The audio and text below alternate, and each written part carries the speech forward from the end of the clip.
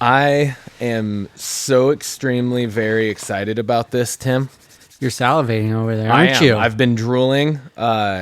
We talked about this last night. It's been a few times now. I've been teasing you. Wonderful girlfriend is utilizing our leftover burbs to make sweet treats. The sweet treats, man. I can't say no to the sweet treats. No, same. It's a problem. And one I'm not going to fix.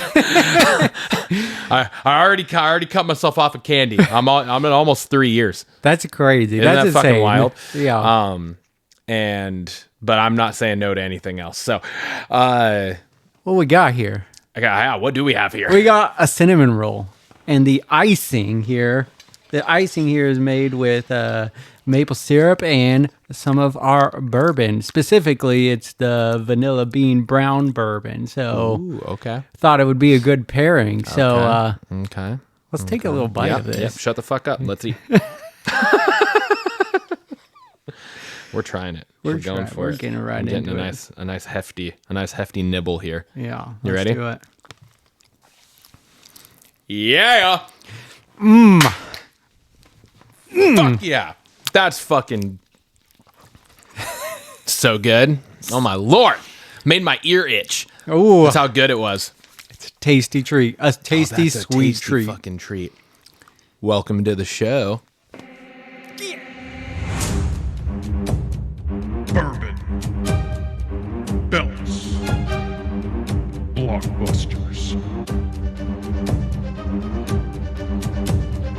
You are listening to the Triple B Podcast.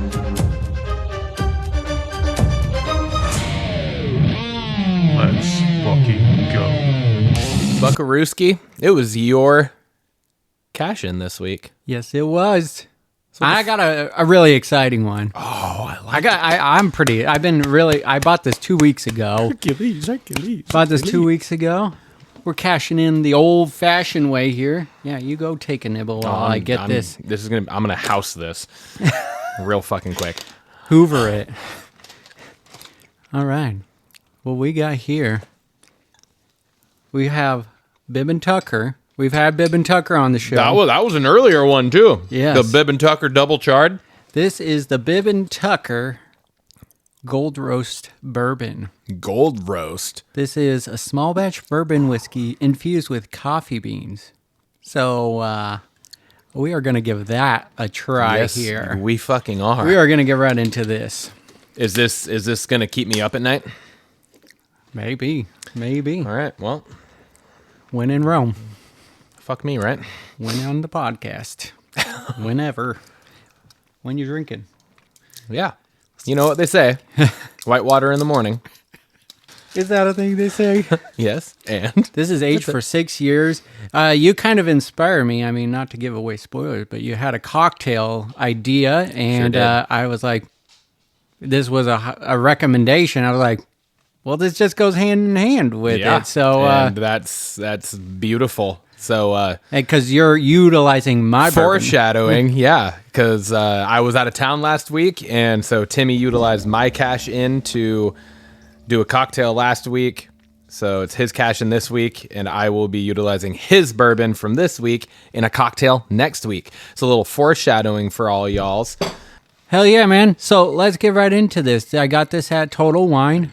I'm gonna smell it. It was like $57 bottle on the shelf, so coming out around $70 from Total Wine. But the guy that worked there highly recommended it. He was super excited, just came in, and I was like, this kind of just fits in what we're doing right now. So cheers, brother. It's like my fourth coffee today, so. Wow. Are you fucking kidding me right now? What? Wow. I didn't even think you could infuse coffee with bourbon. But you get the coffee the other taste. way around. They infuse bourbon with coffee. Yeah. you get the full coffee flavor in on this. And we're eating that is fucking good. A cinnamon roll. This is the perfect pairing. This right is the here. perfect pairing. This is going to be fucking great next week too. Oh yeah. This is oh my God. There's not really a burn to it. No. But you get Like, if anything, I would say it's like a slight sting, not a burn. Yeah. It's like a slight, there's like a tiny little something in the back. Oh my God. But the coffee, bourbon, the coffee, like they're both very there. Yeah. Yeah. But it blends so well. And yeah, this is one you can easily drink on it. Like just sip on, easy one. I was a little worried at first because I thought that it was going to be kind of sweet. Mm-hmm. You know how I am with the sweet burbs. It's not a mocha. This is coffee beans. Yeah, this is not. And dude, I'm giving this a 10 out of 10. Hell yeah. I love it. This is fantastic. I'm joining you because it's unlike anything I've ever tried before. 100%. And this might be my new favorite fucking bourbon, dude. Bourbon Talk. This is so good. That is fantastic. That's absolutely, like, I'm kind of speechless how fucking good that is. They did this really well. Bib and Tucker, you done fucked it up in a good way. While he's munching away, you can find the cash in on our socials at TripBeatPod on our TikTok and our Instagram. So please check it out. It'll also be on the shorts on the YouTubes. That's true. Yep. That's true. Fuck, dude. This is good. This is... Let's get over to our bourbon talking points, shall we? Yeah. We got Hawk Talk. Hawk Talk. We got the Hawks beating the Jaguars 20-12 down in Jacksonville. What'd you think of the win? You got anything on that game? Dude, so I didn't get to actually watch the game. I was up hunting. We got back into service at the beginning of the fourth quarter. So I was able to like pull it up and was like, fuck yeah, we're up. At that point, we're up 20-6. I was like, we're up 20-6 at the start of the fourth. Fuck yeah, that's awesome. And that's without Julian Love. That's without fucking Witherspoon. Reek Woolen. Yeah, Reek Woolen.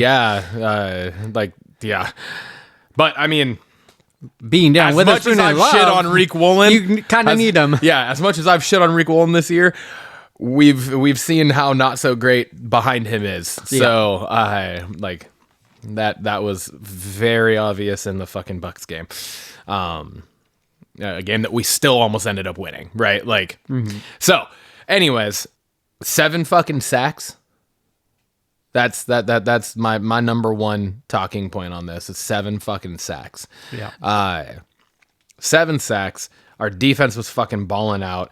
DeMarcus Lawrence had probably his best game of his Seahawks career. He had like fucking 7 quarterback pressures. He had 2 sacks. He had a tackle for a loss, like an 8-yard loss. He had the sack that essentially ended the game. So he just fucking balled out. So that JSN dude, he leads the league in yards right now. He leads the league in a bunch of statistical categories actually at the moment. And he not only leads the league in those statistical categories, but we're like 31st or 32nd in pass rate per game. Wow. That's insane. Yeah. So like we have the number 1 receiver in the league right now with the lowest amount or one of the lowest amount of times that we're throwing the ball. I think we have ran, I think I read a stat. I think I read it that if I'm remembering correctly, that it said we have ran the ball 1 more time than we've thrown it so far in the season. Damn. That's kind of crazy. That's wild. Right. He's at almost 700 yards already. We're 6 games in. We still have fucking... Yeah. How many fucking 17 games in the season, right? So we still have 11 games. games left. He's already at almost 700. He's on track for like 2,000, over 2,000 yards this year. Damn. Can he chase Cooper Kupp's record? Does Kupp Didn't have he take over the record from Calvin Johnson? He probably did. I think Cooper he Kupp's did. wild, yeah. So. But I mean, it's just wild to think that or no, I think it was catches last year was the close. thing with Tyler Lockett. Yeah, Catches, right? He was right above 100 or right at 100. Yeah, I think he tied it. I think he tied Lockett. Yeah. I was thinking it was in yards. that's I just was like, that's fucking wild. Like he is like, not even arguably, he is making a case for being the best receiver in the NFL. And that's going completely under the radar because everybody's talking about Amike Igbuga from the Bucks, who's a fucking badass. Puka Nakua's a fucking badass. Justin Jefferson, obviously. You got Jamar Chase still in the league. Like, you got a lot of these fucking dudes. Nobody's really talking about JSN, but yet here he is, fucking. It's true, and putting up. You compare numbers. those receivers you mentioned to their quarterbacks, right? Yeah. Like Darnold was throwing to Jefferson. He was solid for them last year. He had a great season. You go to Jamar Chase, Joe Burrow. Yeah. He's not having that great of a season without Joe Burrow. Granted, Joe Flacco filled in, and he had a great game. The fucking best game of his season so far, like 162 yards. You had Geno throwing to JSN. He got over 100 catches and tying the franchise record. Now you got Darnold. Like, he's doing it with different quarterbacks. Yes, he is. And he's shining through. So, anyway, sorry. No, you're good. That's the whole point of this, right? Yeah. First time for the season that we had a turnover-free game. We didn't give the ball up. Yeah. And that is going against the number one defense in the league in turnovers. They had created, I think it was 3 turnovers every game through, I think, at least the first 4 weeks, if not the first 5 weeks. Mm-hmm. They had forced 3 turnovers in each of those games, and then we didn't give up a single one. That's fucking huge. And I think it was just big, too, to be able to, like... Because we're only up 8. So it was like, I feel like, again, I didn't watch the game. I feel like the score ended up being closer than the game ever actually felt. Oh, yeah. Just based off, like, things I've read and just, like, what, like, the clips and stuff I've seen. It never seemed like it felt like it was that close. And that's because, partway through the fourth quarter, we were up 20-6. Mm-hmm. So it wasn't that close. Then we did give up a drive, classic Seattle. That's what we right? do. That's what happens. Our offense stalls in the second half. And then defense ends up giving up a drive because they're on the field a lot more, and it's just kind of how it goes. Mm-hmm. And then they're only down 8, right? They went for 2 to try to make it a 7-point game, and it didn't happen, right? So now they're down 8. It's 12 to 20. We're up 20 to 12, right? And then Darnold, or whatever happened, our offense stalled again. They get the ball. We force them to punt, right? That last, when DeMarcus Lawrence got that sack. Yeah. We force them to punt. What has typically happened in these situations so far this season is something gives. Yeah. So everyone's got their buttholes clenched. They're like, oh, fuck. They're suctioned to their seats because it's just like, fuck, why can't we just win a game clean outside of the Saints, right? Yeah. Like, God damn it.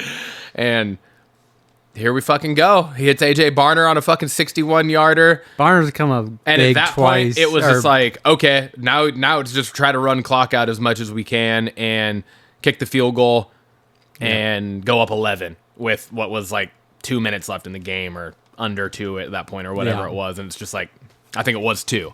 Yeah. It's 2 minutes left. And so it's just like, fuck yeah. And then they fucking kicked the field goal, but then there was defensive holding because a dude pulled somebody down to try to let somebody else get through, so it gave us a fucking first and goal. Just ran out the clock. Were able to take a knee. And it was just like, oh my God, it's not very often Seattle gets to get in victory formation. No. Like, woo, we're usually going down to the wire. So that felt good. So those were my 3 things for this game. Yeah. I mean, you basically touch on it, but one of my focus points for this game when I was talking on last episode was we need other people to step up, especially like Leonard Williams and whatnot. And he did. He had a great game, as well as Lawrence. And because of everyone that was out of this game, I was like, we need someone else to step up. And so that D-line answered the call. They were impeccable last week. So bravo to that. I also talked about JSN, he's made this transition from DK, like it's a non-existent point. Like DK who? Like, yes, he's doing well over in the Steelers, but JSN is shining even brighter without him. 100%. Last point is the Road Warriors mantra continues. This is our 9th straight win on the road. Damn right. We're, was it 11-1 now, I think, total under McDonald? Yeah, which is just insane. We never used to be that way, and it's just kind of flipped. Now home is where we're having the opportunity winning, which is just crazy to think about, but the Road Warriors continue, and that's just refreshing to see, and hopefully we do get, into the playoffs and have home field advantage, but it's good to know that we can go on the road and not really be deterred by that. So that's exciting. All right, so what is your focus for them? We got the Texans up next on Monday Night Football on ESPN. What do the Hawks got to do to win this, or what's your takeaway from this? I think, not to beat a dead horse, but JSN is going to be a big factor in this because of their defense. Mm-hmm. They're the number 1 defense in the league right now. They have Derek Stingley Jr., and he's, arguably the number 1 corner in the league right now too. So you have him against the current number 1 receiver in the league. That's going to be a big thing. But then on top of that, I think what we can do with the run game against these guys is going to be big. Yeah. So our run game's got to fucking figure it out. They got to be able to put a little bit more of a balanced situation together. We can't be settling for 60 to 70 rushing yards a game. We got to be hitting that 100 mark or more. Yeah, I think per game, even if it's by committee. We don't need one running back to do that. Even if it's Darnold with his legs, or you're giving the ball to JSN on a sweeper, something like that. Like using the fullbacks, using whatever. Like all of these things are things that I think we need. What about you? It's just the Texans have beat the teams they should, and they've struggled mightily against the good teams. So I would love to see the Seahawks be one of the good. This could be telling. If you look at Texans records, they have a team that can do it, and like you said, the defense is balled out. When they lose, it's close games, but the good teams are eking out, and so because their defense is the thing that's keeping them in games. Yeah, their offense is the thing that's been losing games for them. And so I really think our defense really has to show up, because their Stroud is good, but if they could stop the run like they have been doing, I think we should have this. So I think it's got to be a Jaguars, not the Buccaneers day for the defense. Yes. We can't do the sucking up and down thing. The defense has got to be there to play the whole time. Exactly. So if we can just, I want us to be the team that they struggle against, and not because they've kind of glided past the teams that they should be, and I don't want to be in that category. Yeah, same. All right. That brings us to our wellness journey. We both hit our goals. We don't want to get let off the pedal, though, and so we are doing just like a monthly check-in, and so this is our once-a-month check-in. How are you doing with the wellness journey? I'm doing all right. Not as good of news as I would have hoped for, being essentially a month removed, right, from our last one. But you've had a birthday in there. You've gone hunting. Yeah, so let me get into it. All right. I am down a little bit. Okay, see? That's good. I'm at 209.3, so I think it's a little over a half pound down from. I think I was at 209.9 the last check-in when I hit the goal, because that was our last one, was when I hit it. So I'm little 0.6 down or whatever. It's not as much as I would have wanted, but I am very happy with it considering how my last month has gone. Yes, my birthday, but I didn't go crazy for it, but it was still, I ate questionable things. I've gotten sick 3 different times over the last month. I fucked my back up 3 weeks ago. And that fucked me up for the rest of that week in terms of workouts and stuff. And then I was just gone for a week hunting. So I'm up in the mountains. We're camping. We're eating hot dogs and beef jerky and, shit that I don't typically eat. and fucking space, the fucking backpacking space food things, Yeah. that hydrated foods and all that. So, definitely was not tracking calories while I was gone for that because there's no fucking point. Nope. And so considering everything, the fact that I was still down, I was like, fuck yeah, Hell yeah, man. So that was cool. But yeah, that's where I'm at right now. Hell yeah. What about you? I had a great month, man. The show goes on, and I've been getting to the gym or doing a workout. Still sticking to the 3 times the week. My workouts have come down though. I've been kind of giving my body a little break because I was pushing really hard to get to that goal, and especially towards the end there. And so the 5 to 6 days have calmed down to three days a week, and it's been pretty steady. Food wise, I've been a little more lenient. I'm still counting calories, and it's not like every day I'm making bad choices, but there's definitely more cheat days in there for sure. Absolutely. But it's been enjoyable. Yeah. And all that said, I am down 6.3 pounds from the last weigh-in. So I was 208.3. I'm now 202. Fuck yeah, dude. Down full 60.9, almost 61 pounds. And so it's going well. It's going really That's well. awesome. And I could tell like I'm enjoying more foods and everything, and it's been fun. But I'm being smart about it. Yeah. And still getting the workouts in, good quality workouts, and my body's feeling better. Like I did a great run the other day. It wasn't hurting or anything. I felt good afterwards, and so yeah, hell yeah, man. Still, man, that's where we're Feels at. good. Still yeah. under our goal. Hell yeah. Keeping a healthy life. Damn right. Keeping on it. That's the Absolutely. big thing. So Yep, ain't letting up. Bringing us on over to Belts. Let's fucking get to it. Yeah. Timmy, what do you want to talk about?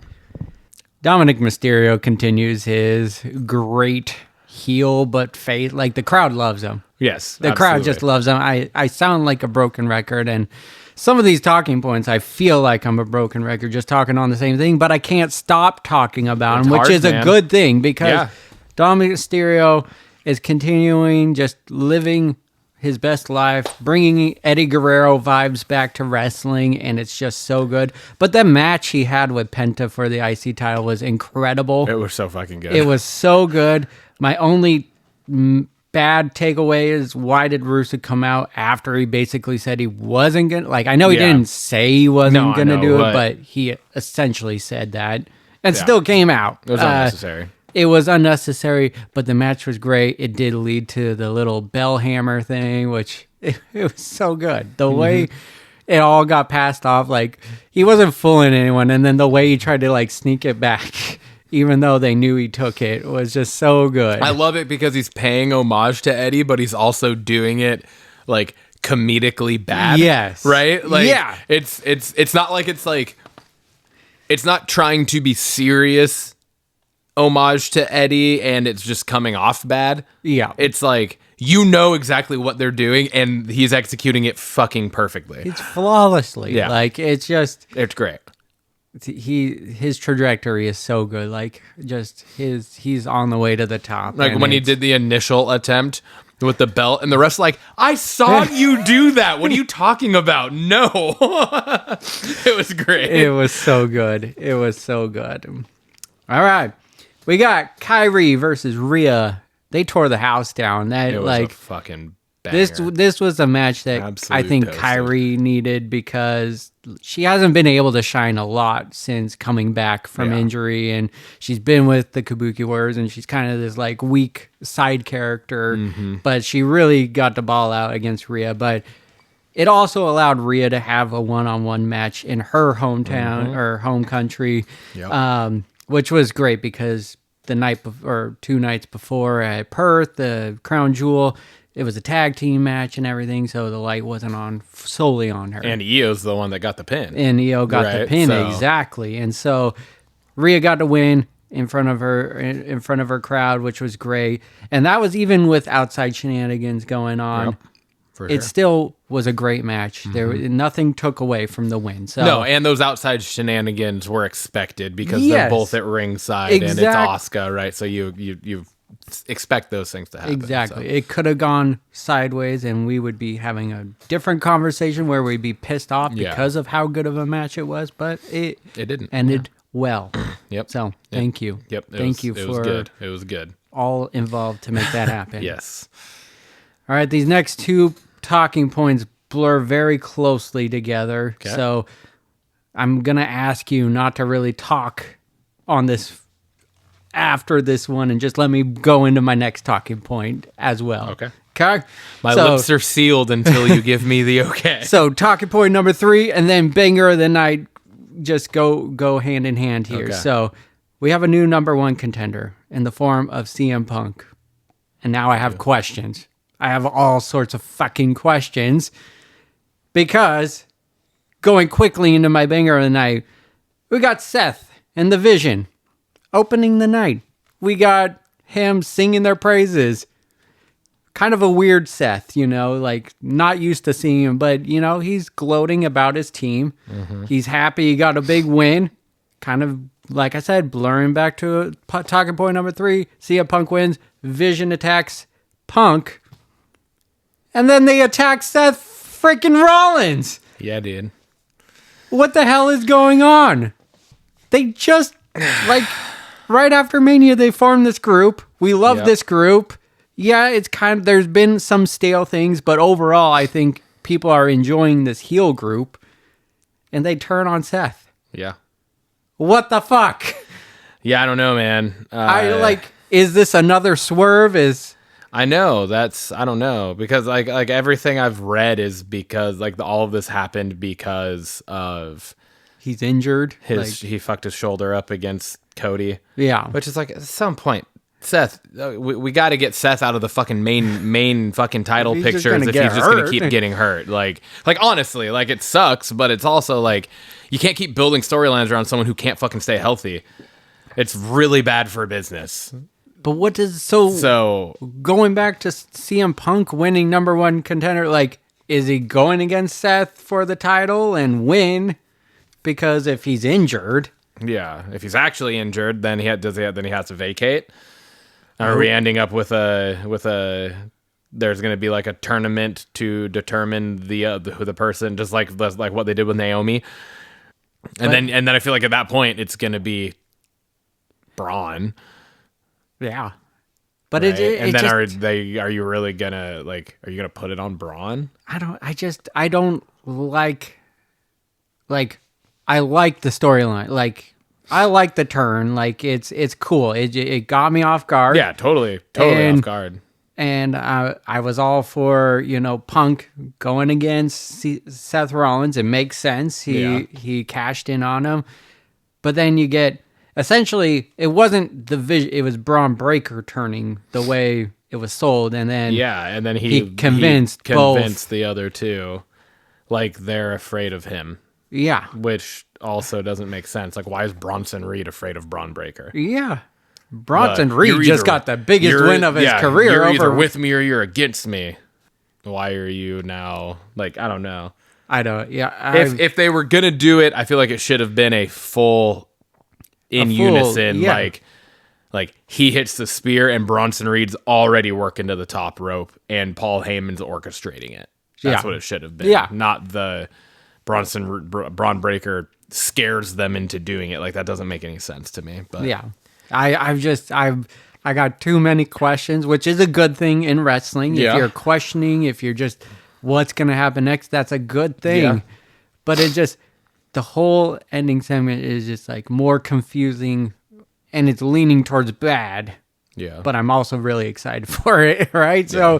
So it's crazy. I think it's too early to pull the trigger on the Vision, in my opinion. I don't think Breaker's ready for the main event. No. if that's the way they're pushing this, I don't think he is I don't think he's ready quite yet. Mm-hmm. He hasn't. Luckily, he has a Paul Heyman to back him up and be more of the voice on the mic. But then at that point, they need to drop Bronson Reed. Yeah. You know what I mean? Like, Yeah. it can't be. It either needs to be a faction with a Seth as the face, Yeah. or it needs to just be another fucking dude that Paul Heyman's pushing to the top. Yeah. No, I So, agree. Like, Bronson Reed is the odd man out in this entire scenario. Yeah. And which is crazy because I think he's been pushed harder than Braun Breaker this Yeah, whole year. arguably, Like, yeah. so it's wild to me. I mean, and he's faced off against Roman now twice in one-on-one matches, and how many tag matches? Like, and he's the second person to pin Roman Reigns one-on-one. Like, that's just wild. So it's ever? Yeah. Well, since he became Oh. the tribal chief, and like it's been Cody and then Bronson Reed Oh, wow. on one-on-one matches. So it's just wild. I'm curious. I'm here for the ride. I think it's too early. Very curious. Yeah, I hope it's a interesting. swerve. Honestly, like Yeah. is it going to the well too many times? I don't want Seth being a good guy either. He's so good at being He's a way heel. too good at being a heel. And the ride he's been on, everything right now is just so good. What do you got for SmackDown? They'll smacketh down. It was a great show, in my opinion. Yeah, it was good. It was solid. First thing, Ilya Dragunov returns. Don't care for the clean shaved look. It's a little weird looking to me, but because he always had the little goatee. Oh yeah. Right? He always had the goatee. Yeah, that's true. The clean shaved kept throwing me off. However, he looks phenomenal. He's jacked now. Looks phenomenal. It looks like he put on fucking 20 pounds at least in muscle. He's definitely bigger. Yeah. And what a fucking match they just put together. The match was incredible, man. It was so good. Best So US fucking Open good. challenge. And that's saying something because Sammy has had like nothing but good fucking matches since he started this with Cena. Exactly. And he's done it every week since, and they have all been good matches. Every single one of them has been a fucking good match. Like, any of them could have arguably been the banger of the night. Yeah. Right? Ironically, I don't think any of them were our banger of the night, but It was one of my. I think It was one? Yeah, Okay. Yeah. But regardless, it was just such a fucking good match. And shockingly, Ilya Dragunov fucking wins. Hell yeah, man. Hell yeah, Ilya man. Dragunov fucking wins. Another shocker. Like, it wasn't expected, and Yeah. I'm here for it though, because it's a young and up-and-comer guy coming off an injury, and they were pushing him in the IC title story before he got injured, and so this just kind of picks up where he left off, but over on SmackDown, and I think he's a face that we need on that like SmackDown needs some more bodies over there, so I think it makes sense, and I'm all here for it. For sure. And there's one thing I didn't care about with it, and it was just the fact that like Solo came out. Because it made no sense. It didn't. It made zero sense in the way that everything played out, because him coming out had nothing to do with the outcome of the match. It didn't distract Sammy and cause him to lose. You could argue it distracted Sammy for a second, but he literally turned it around immediately into an exploder into the fucking corner. Mm-hmm. And then he just missed the Huluva kick like normal, and Ilya Dragunov took advantage and ended up winning the match. So it wasn't like a thing where the MFTs came out and cost Sammy the match, right? So it really was a pointless fucking part to have in this entire thing. It made no sense. Yeah. So, which, I mean, the MFTs in general make no fucking sense anymore. I'm so sick of that entire faction. Which brings me to my next point. Okay. Why do the MFTs have fucking face paint now? I know that was last week, right? Wasn't that last week when they initially did it? And I'm still catching up on last week's wrestling. But why do they have face paint on? Tama Tonga legitimately now looks and acts like the dude from Ace Ventura. It's like a spin-off of what I talked about on the last episode, but it's their group from New Japan. They were a faction, and they were called Guerrillas of Destiny. And they had the face God, paint. and they had face paint, and it's very similar to what they're doing right now. So Okay. I think I am enjoying the face paint. It gives them a twist and everything, and I don't know. I'm a fan of it, and I'm not necessarily saying I'm not a fan of the face paint because like the face paint looks good. Yeah. But I was just like, why all of a sudden like they just came out with face paint on? Yeah. Like it wasn't like they went away for an extended period of time and then returned with it. Yeah. In a way that would make sense. It was just like, Tama Tonga's back all of a sudden. And now they're out of nowhere, and now they have face paint. Yeah. Like it kind of seemed out of place to me. That being said, the White Six and the MTFs the MFTs. Okay. Yeah. Okay, I'm here for it. Yeah. I'm definitely here for it. I wish something more would have happened last night. Like, I wish there maybe would have been a little brawl or something. I wish Uncle Howdy would have been out there. Yeah, I said this because this is their second face-off. They faced off last week. Oh, they did? Okay. Yeah, and Uncle Howdy was missing from then, and I made a point to call that out, and then he was also absent from this face-off. Yeah. So I'm not sure what's going on with that. At least he had and also, a video package going. That was at least going on for it. And also, we're a little outnumbered here. There's only 4 dudes in the White Six. Mm-hmm. And then Nikki Cross, there are 5. Right? Yeah. The Tongans, JC, and Solo. There's 5 in the MFTs.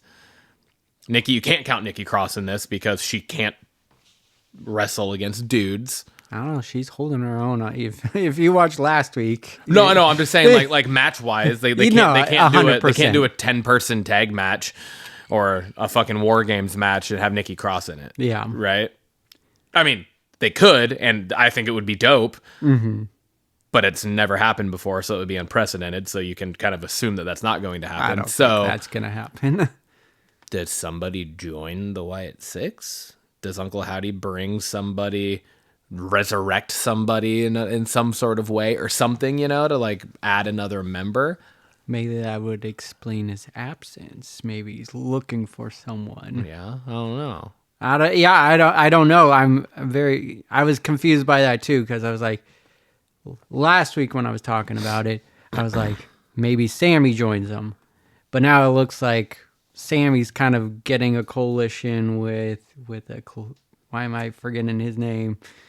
He came out to save Ilya Dragunov and Sammy. Fucking Ray Phoenix. Ray Phoenix. Yeah. Yeah. Sorry. But it looks like there's like kind of a group forming just in that faction, like Sammy, Shinsuke from last week, and now maybe Ilya and Ray Phoenix. And so I was thinking Sammy might be joining, like just to work with the White Six. Gotcha. But I don't know. It's weird how it's going where they're making feuds with Sammy, but also with the Wyatts right now. So yeah, it's a little wild. That's true. Lastly, on that talking point, I wrote, am I smelling a War Games match? Potentially. Maybe. The White Six and the MFTs. Maybe. Even if it's... I mean, they've been known to just leave Tongalo out of shit, so if it's 4-on-4... Or maybe they're doing Survivor Series style matches and War Games, because, I mean... They haven't been really doing the Survivor Series matches nice as of to late, see. so maybe they're doing a combination of both cool. this Survivor Series. So like that'd be kind of cool. That would. I wish they would do a Survivor Series style in War Games. Like, Yeah. have it be elimination. Yeah, that would be cool. Fucking dope. That would be super cool. Anyways, next talking point. I feel like you're gonna dislike me for this one. Oh God. I wasn't a fan of the finale of the show. Oh, I was not. Oh, you weren't? Okay. I read a headline. I didn't actually click on the article because I hadn't watched anything or whatever. But Jacob's apparently actually injured. I don't know when that happened. I read the article I read, or the headline for the article or whatever, said that it could like keep him out well into 2026. Shit. What the hell happened? I don't know. I don't know if that's accurate. I don't know if that's true. And then last night I guess for me, I was watching it today, but still I was like watching, and they started the show with fucking Nick Aldis announcing that match was now going to be for the number one contender. I was like, oh shit, maybe that article was wrong. But then they fucking swerved us with the fucking absolute dog shit that they swerved us with last night, and have him get mysteriously attacked in the back. It's probably Solo It again. was probably the MFTs. Yeah. Just developing feuds for them, even though they've already been feuding. Anyway, Yeah. So. And then we get the fucking Drew and Cody situation, which fucking made no sense to me either, because Cody DQs himself. Yeah. I was completely confused. Like, I don't get what happened. We don't even know officially if it was a title match. That's true, because that never fucking was actually said or announced outside of Cody saying, you want your championship match? Blah. But if it was for the title, then okay. Like Cody coming out and being like, we all know you did it. You know what? These people want a match. You want your match? Fine. Screw it. You got it, because he's the fighting champion. That's Cody. That makes sense. But then for him to turn around in the middle of that match and out of nowhere, for apparently no fucking reason, just grabs the belt like a fucking total heel move and DQs himself in the title match to make sure he retains the title. That is not a Cody Rhodes move. Yeah. That doesn't make any sense. Yeah. And then to make it even worse, he set up for the Crossroads on top of a fucking table. That doesn't work. Yeah. You are not going to hit that move on top of an announce table. It's physically not possible. Yeah. You are going to Crossroads both of you off onto the floor. So it made no fucking sense. And then for everyone to come out all of a sudden out of nowhere and break it up, like, also didn't make any fucking sense. How many times do we see people get attacked and nobody comes out? Yeah. Like, what the fuck? Yeah, I wasn't. Every time a good guy is going to get the upper hand in an after match fucking beatdown or something, everyone comes out to break it up. Yeah, like, it's fucking stupid. I hated it. Yeah, I did not like it. I was scratching my head at it too. I don't even quite understand, like, Cody's not close with Jacob, so why is he coming out so hot and bothered about this? Like, because he wanted the number one contender match to happen, and he thinks Drew cheated his way into it. Either way, I mean, it was weird. It's kind of cool to see Cody wrestle in his street clothes. I thought that was a little different, but it lost one of his loafers going over the. But then he had it on. Like, when did it? Because I was like, oh, I saw the loafer fall off, and then he had it on. Oh, like, no, he they straight up showed him putting it on. Oh, okay. It was after he hit Drew with the belt. Yeah. He literally turned around, he bent down, he picked it up as he was walking back out and around. Oh, okay. He stopped and bent down. Okay. He I don't think he picked it up. I think he just put his foot in it and tried to slip it on. Yeah, and then he had to folded down the fix back, and then he bent down and fixed it. Oh, okay. I was just like, when did that happen? So I must have missed it. But anyway. But still, it was a very confusing and weird end. If Jacob's not actually injured, well, then what the fuck is that? Yeah. Why are you fucking, like, Jacob, out of literally all three of those people, Jacob is the one that everybody wants to fucking see. Mm-hmm. Like, Jacob is bigger than Cody right now. Yeah. Like, I would argue that people want to see Jacob get pushed, and if it came down to Jacob versus Cody for the WWE Championship, they want Jacob. People are turning on Cody. Yeah, I would agree. Right? Like, so the fact that you set this up and fucking build this, and then you come out and you announce that it's going to be a number one contender, and everyone's like, fuck yeah, Jacob's finally getting a fucking shot at the main title potentially, and then you fucking do that bullshit. SmackDown's in shambles, I think. I mean, maybe he is injured though, like, so. If he is injured, then, I mean, it is what it is, but then you still absolutely fucking fumbled the rest of that night. Yeah. The rest of that show was fucking dog shit. Yeah. It was crazy. Yeah. My banger of the night. Los Garzas versus Motor City Machine Guns. Oh, okay. I thought that match was fucking awesome. The match was great. I thought it was great. I wanted to give a little shout out to the tag division there. If this had nothing to do with titles, it had nothing to do with any of that. It was just I liked the little banter in the back. You know, the Motor City Machine Guns are talking about it's been 1 year since they joined and they're going, and then the Los Garzas come out and start talking shit to them, and they're like, you know what, let's make this a yearly thing because we beat you on our debut 1 year ago, so let's do it again, let's run it back. And then they come out and do it again. But the main reason that I thought this was put in my banger was because specifically one move, and it was the double team move that Los Garzas hit on, I don't remember who it was, whether it was Shelly or Saban. I want to say it might have been Saban, but dude had him up in the gory special, and then the other guy, I get the Los Garzas confused as to who's who also. So, but the other guy did the fucking front flip and turned it into a cutter. That was fucking sick. That should be. I wouldn't have been mad if they would have won the match off of that move. That was a dope double team move. I have not seen that move before personally. I thought it was sick because it's like a fucking torture rack submission turned into a finishing move. Like that was fucking awesome. It's so cool. So I really liked it. The Garzas have just been, ever since AAA has come back and they've had this partnership and everything, they have been turning it on all jets. They've always been a good team, but now they're getting some light to shine. Well, and they're out from under fucking Santos Escobar, and which, you know, I don't even know but he just re-signed, so maybe he's coming back. So I don't know, but either way, it needs to not be with the Los Garzas. Like let the Los Garzas be the Los Garzas. Let and do them be their a thing. team and whatnot. It doesn't need to be whatever the fuck their little stable was called. The Legado del Fantasma. Yeah, that. Moving on over to the old belts question of the week here, bringing it back to your final two talking points.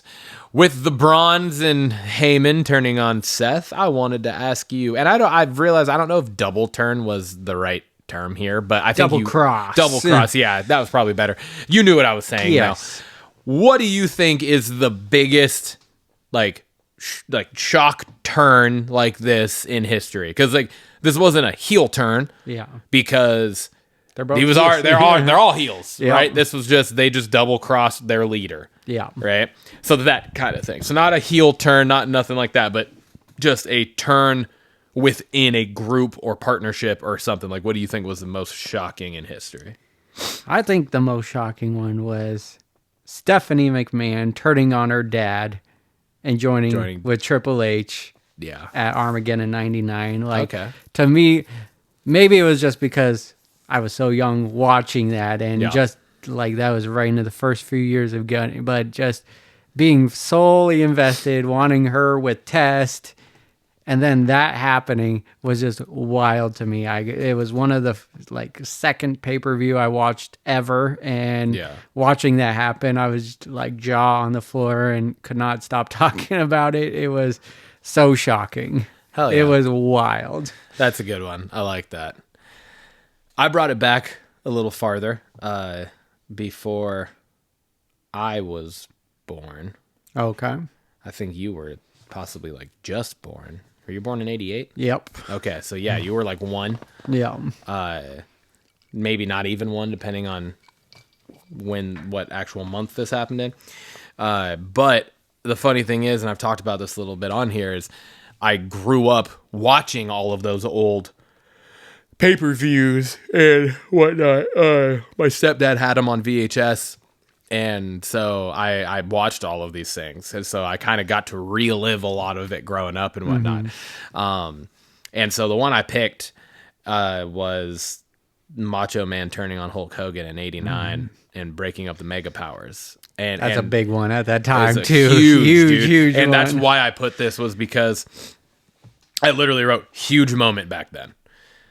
Full kayfabe in effect. There's no internet, there's no cell phones, there's no spoilers, and nobody knows anything outside of just watching the fucking show. Yeah. Right?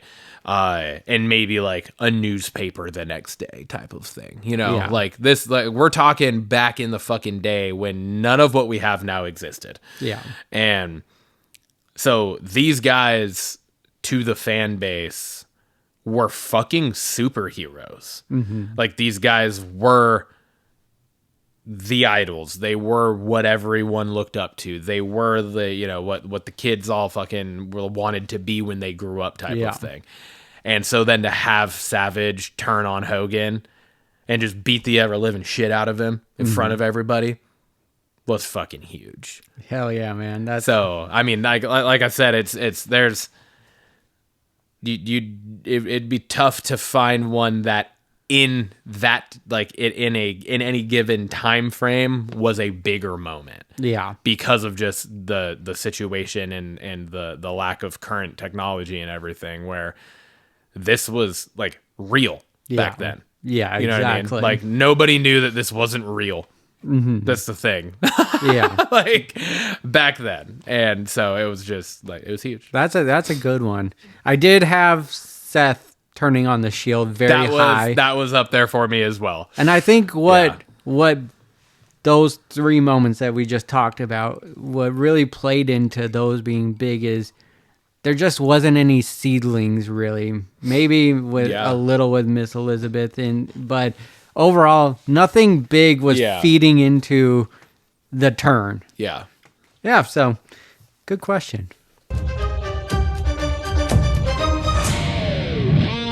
That'll be bringing us on over to Blockbusters. Action. Roll. Focus features. Focus features. Focus features. Timmy, you got this one. This one is You fucking son of a goddamn cock-sucking bitch. We got Send Help, which is, we did talk about this way back in the day when it was just an idea. Like we had a very brief synopsis of what this movie was about. Watching the trailer, Holy shit. turned everything what that was. Yeah. Did not see this what happened. Anyways, Send Help. Synopsis: 2 colleagues become stranded on a deserted island. I use that colleagues very loosely there. Yes. The only survivors of a plane crash. On the island, they must overcome past grievances and work together to survive. But ultimately, it's a battle of wills and wits to make it out alive. Cast is Dylan O'Brien, Rachel McAdams, and this is coming out January 30th of next year, and it's going to be out in the theaters. Holy hell, this trailer. Fucking Christ, man. I was so pissed because I was up in the woods and I got service and I was chilling long enough and I kind of was just like, I'm going to look to see if anything's new. And I saw this and I was like, oh, fuck. And I thought it was early enough in the week where I might beat you to it. And I opened it up and I was like, motherfucker. I was like, all you put was the name in the trailer. You didn't put anything else yet, you son of a bitch. Yeah, this looks fucking wild. We get to see a wild side for Rachel McAdams. I know. I was so stoked for that. And Like this has to be different than anything she's ever done before. I can't think of it. I don't know anything that's even close to this. Yeah. She turns into a fucking maniac in this trailer, at least. That's how it's portrayed. Maniac or a beast, whatever it is. I mean, either way, she's pretty maniacal in this fucking trailer. And then you're seeing Dylan O'Brien, who's usually a nice guy on screen, being a total fucking asshole. Total dick. So we got Sam Raimi at the helm of this. This is a return to horror. Like I know he was kind of behind that Netflix movie, like Don't Move or whatever that we talked about. Producer on it, or he's whatever? A producer. I watched that, but what was it? That was the one with the girl from Yellowstone, right? Where she gets like paralysis. Slowly, and so. But yeah, so it's been a while since he's done a horror movie, a horror genre-ish. Yeah. And so... But he's a director, right? Yeah, he's the director of this one. So, I'm super pumped for this. I was excited when I heard the idea of what it was, just Sam Raimi and then teaming up with Rachel McAdams. And then you see Rachel McAdams in this trailer, and it just blows my mind. The girl can act, and it's just crazy. Yes. Watching her from The Notebook to Mean Girls to Wedding this. Crashers to this. It's just wild. It is. Fucking wild. It's awesome. I love it. Next up, we have Primate. The synopsis for this is, in Primate, a group of friends' tropical vacation turns into a terrifying primal tale of horror and survival. The cast of this is Johnny Sequoia, Jessica Alexander, Troy Kotzer, Victoria Wyant, Gia Hunter, Benjamin Chang, Charlie Mann, and Tien Simone. Or Simon, maybe. The release date will be also in January, January 9th of this coming year. And it will also be out in the theaters, the theatres, the cinemas. This fucking trailer.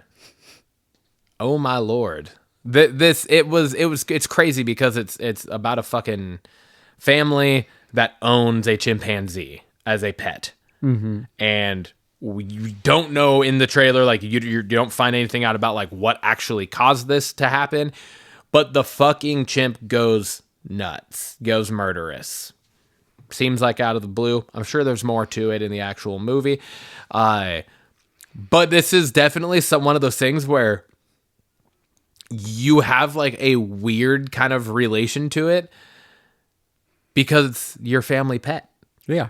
Right? Yeah. In the movie, it's a well-off family that owns a chimpanzee. Mm-hmm. Yes, that's a little out there. But you can still relate it to your dog or whatever. And then something happens and then the fucking family pet just goes rabid and starts murdering everybody. I don't know if there is an animal that exists that would be a worse fucking thing to turn into a psychopathic killer than a chimpanzee, maybe a gorilla. Yeah. Right? I feel like this was a play on that whole, like, 99 men versus a gorilla or 100. You know, they got this idea from that. Yeah, 100 men versus a gorilla. But still, it looks fucking wild. It does. It does, and I think it's a cool. It's like almost child's play, but it's your family pet. Play, yeah, but it's your family pet. But it's also kind of like it has like all of the makings of like a slasher, like a classic slasher movie, right? Like the kids get called over, and then those two dudes show up and everything. Like, hey, where are you guys at? What's going on? Then he like lays down on the bed, and then he just like looks down, and the fucking chimp's right there. Right, and he just kind of creeps through. Like that's like a total fucking Michael Myers, Jason Voorhees kind of play on a movie, right? So there's a lot of different things in this I was like, this is actually really fucking cool. Yeah, so that's why I put this on here. Yeah, no, I agree. Cautionary tale: do not have a chimpanzee as a family pet. Probably not the best idea. Probably should go without saying. Yeah, but just in case. Yeah, you know, just in case maybe anyone that's out why there, this movie is being made. Yeah. Someone's like, "Hey, just public service announcement. Let's stop with the having chimpanzees as home pets because people keep getting their limbs ripped off, and we need to end the violence." Yeah. Looks good. It looks good though. It does look I'm good. excited for it. I am. What's in the news? What's in the news? Well, what's in the news is Sigourney Weaver is willing to come back. I saw an interview online where she's talking and saying she read. I think she's read like a script. A script, yes. And that she said I'm pretty sure she said it's one of the best scripts she's read. Yeah. Yeah. And it's to bring back Ripley into a new Alien project, which I'm here for. Ripley is just a badass character altogether, and it's exciting to see her excited about the actress being, because she's so far away from aliens nowadays. Yeah. Like it's just wild, and so it's exciting to hopefully get her back into that with Alien Earth coming out and just Alien Romulus. I gotta fucking finish Alien Earth. God. I know it. I have a kind of a piggyback talking point off of this that's not related specifically to this, but it's just another interview that I saw about a whole other franchise. Mm-hmm. That's kind of more disappointing news, but just wanted to throw it out there and I forgot to add it. So there's an interview with Channing Tatum and he was asked about Jump Street 3. Oh, okay. And he said that there's a script that is fucking awesome. He said he thinks it's the best of the three, especially like for him and Jonah's characters. But he said he doesn't think it will ever get made because of producer fees. And really? One specific guy, and he named the guy too in the interview, which was kind of crazy. Wild, yeah. Right, but he named the dude. I don't remember who it was, but he named the guy. All other producers of the movie have all, like, Channing Tatum, Jonah Hill, the other main producer people have all, like, said they'll waive their fees to get this made. And that one dude, like, won't do it. Seriously? And so it's like a cost issue. And because, like, the budget of that movie, obviously, especially where Channing Tatum and Jonah Hill both are in their careers now, is going to be big. Yeah. And Ice Cube and whoever the fuck else they would bring into a third one. Yeah. It's going to be a fucking big budget. And go do like and the producer fee is apparently the thing that's stopping it. And so he straight up called the dude out and said, "Yep, that's pretty much the thing that's killing it." Damn. So That's wild. fucking bummer, because that would be phenomenal. Yeah. Those first two are just Fantastic. so much fun. Yeah. We got the official trailer. We've gotten 2 teasers for this movie. So this is the 3rd time we're talking on And it. I still don't know what the fuck's going on. I was going to say the same thing. I still don't know. We got the official trailer for Keeper. This is Osgood Perkins' next project man. from the Monkey, from Long Legs, Yeah. and this is the next one. And the trailer is fucking wild again. Yes. You do get more. You get more, You get more. but you get more questions. Yes. It doesn't clear up anything. I don't Not know at if all. the guy, the girl is bad. If any of them I are don't know bad. if anyone's bad. I don't know what all these fucking other random people that we saw in the one teaser, they're back. I don't know what it is. It seems like we're jumping from from fucking different time frames throughout, maybe. I don't get it, but I'm so intrigued and I want to know. And What's then it I know? I'm getting more and more pumped for this movie just dude. because of more questions being asked, Yeah. because the trailer is just wild. It looks creepy as fuck, intense, and I still have all these questions. And Absolutely, and then you man. get little blurbs from like James Wan, who's just saying this Yeah, is dude. Like James like- Wan of all people, too. is talking about it. So it's Talking it up. I'm pretty damn excited for this. Yeah. Next up, we have, and I almost, before I saw the Primate, this was going to be my thing. Your focus. Yeah, my focus feature. But I saw the Primate, and I was like, oh, fuck. I'll just put the trailer on for this. The Family Plan 2 trailer. Mm-hmm. First Family Plan was Mark Wahlberg, Michelle Monaghan, right? They, like, find out that that dad's a fucking, essentially like a retired spy, assassin type hitman kind of dude, right? Did you ever see the first one? I have not. Oh, you didn't? No. Okay.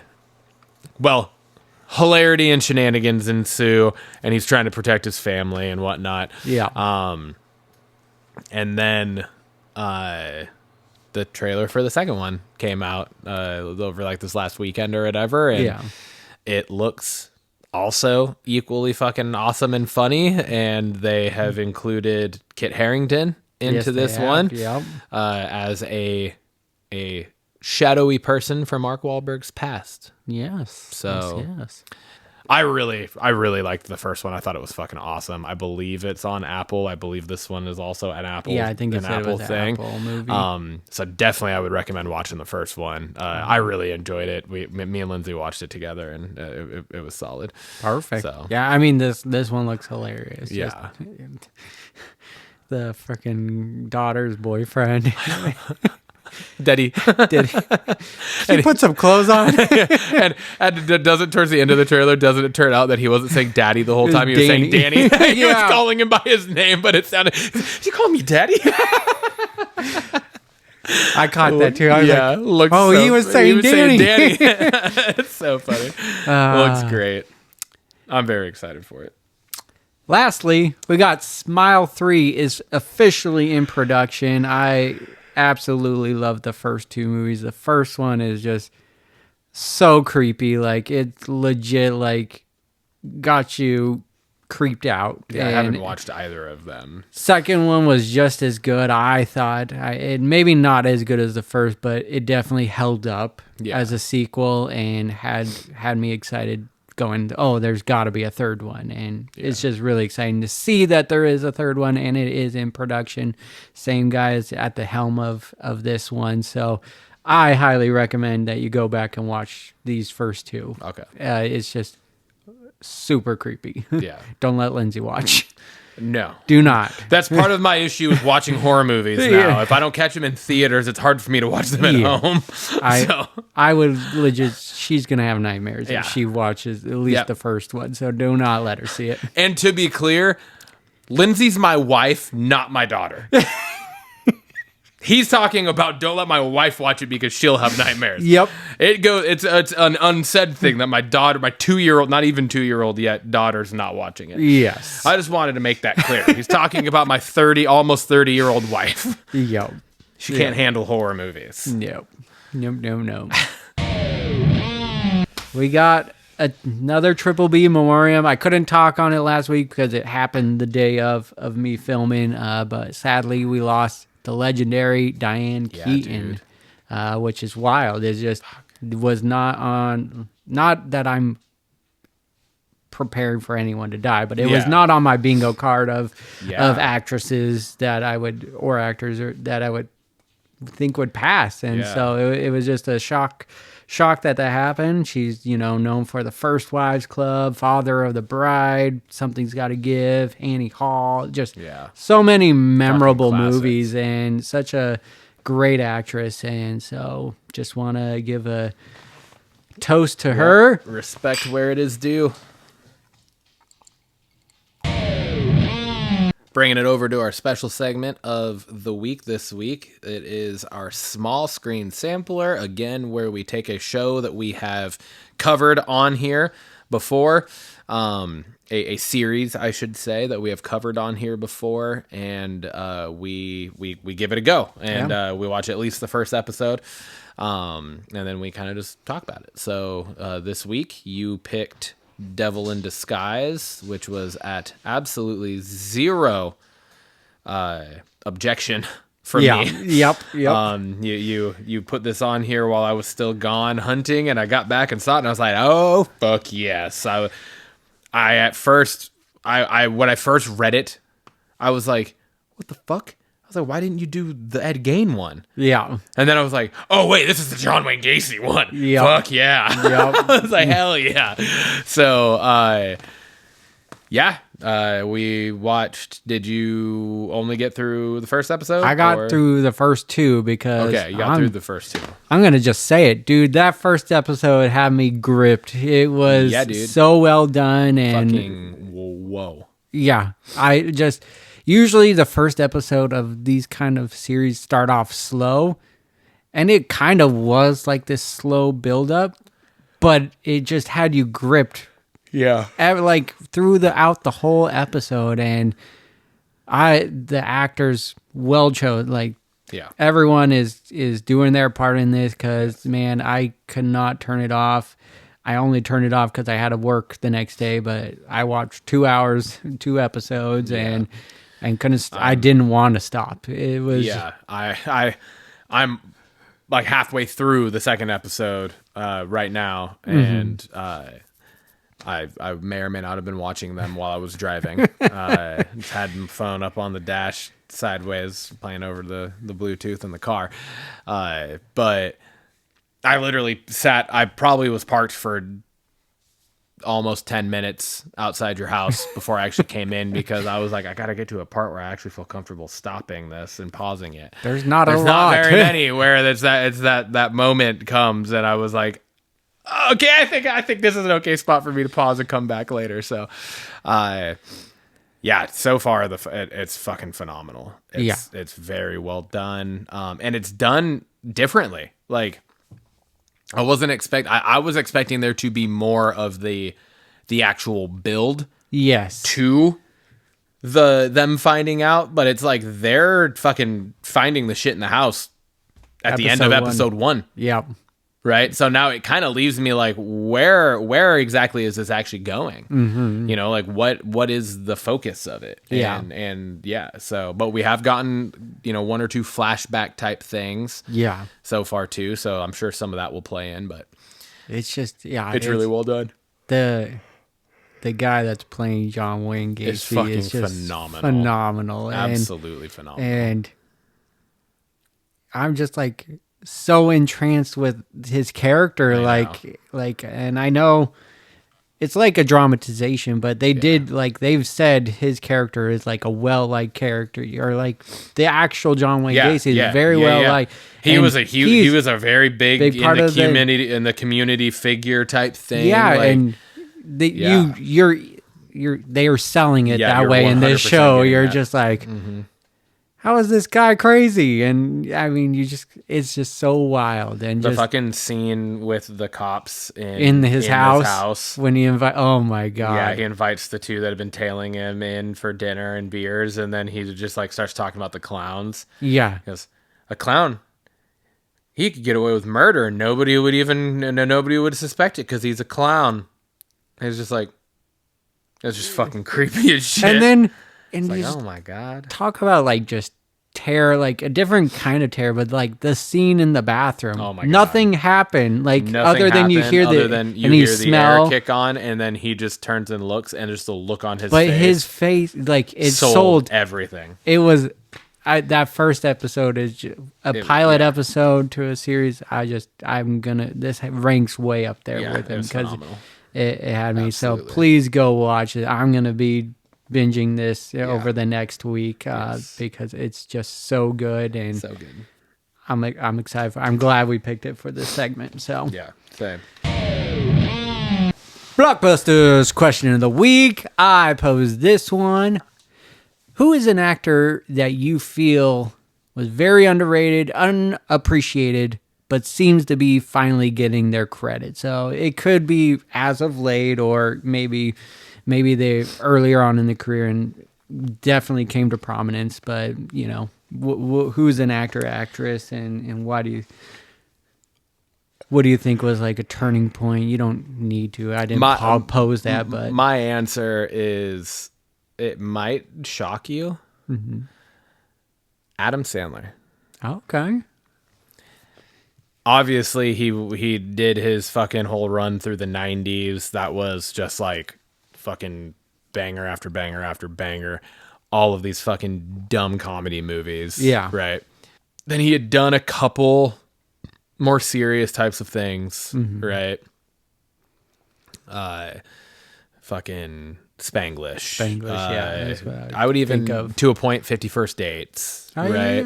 yeah. There were a couple other ones in there. I think he did another one with Drew Barrymore that I'm totally spacing on, but Oh yeah, it was Blended. yeah, Blended. Yeah, thank you.